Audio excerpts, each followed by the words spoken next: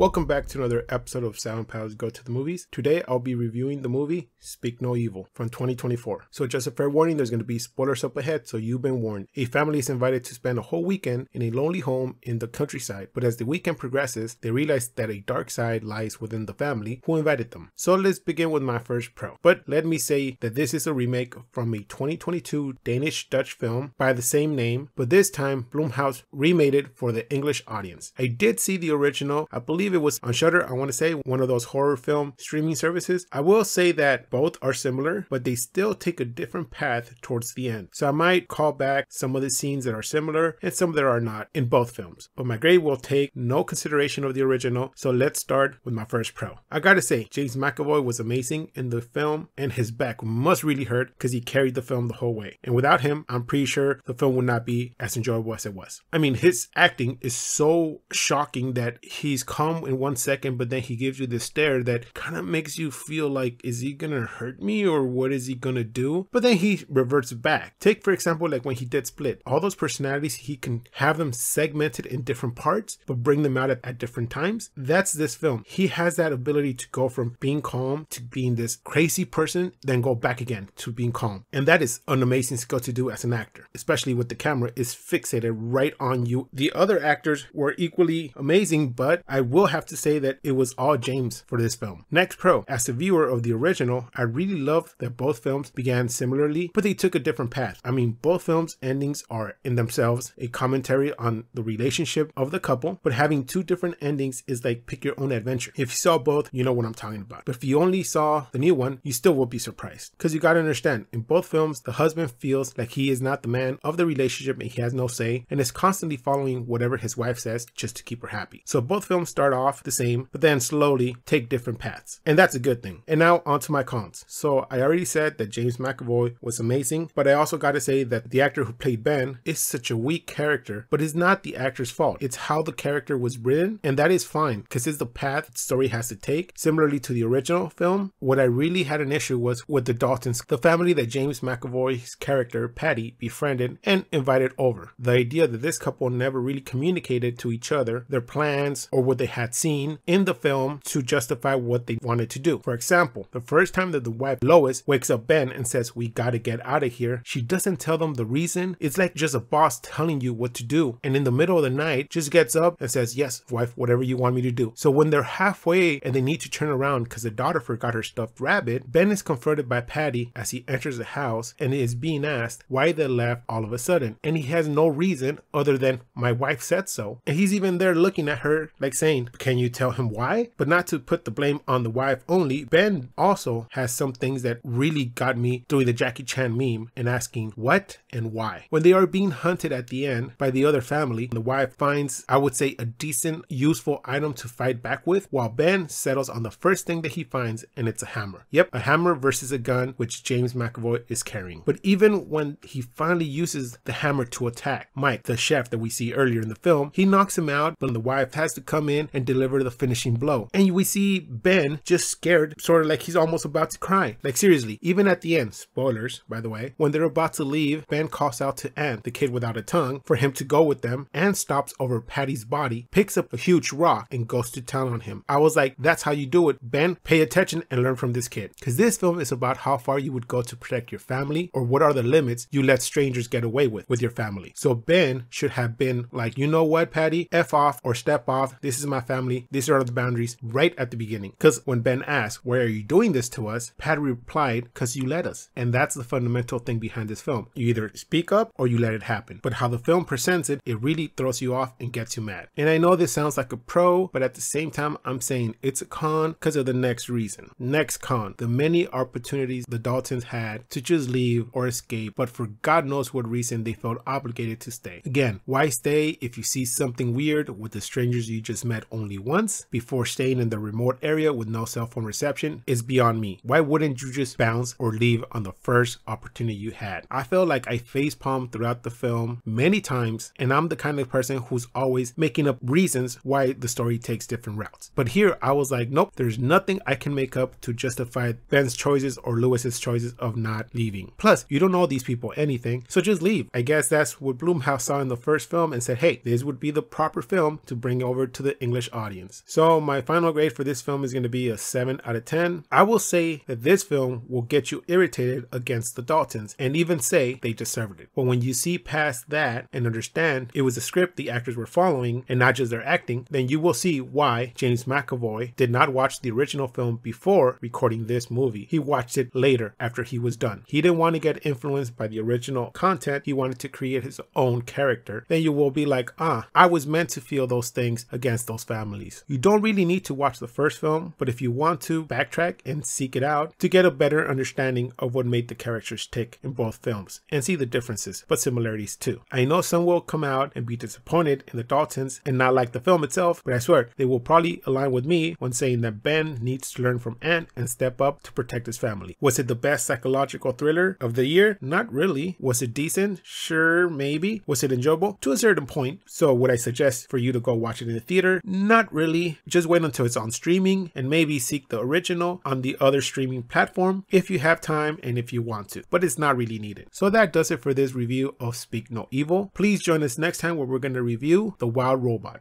Goslings imprint on the first thing they see. Which would be you. Here is another now. I do not have the programming. No one does. Please like, comment, and subscribe. You can find our social media links below. And like always, keep watching movies.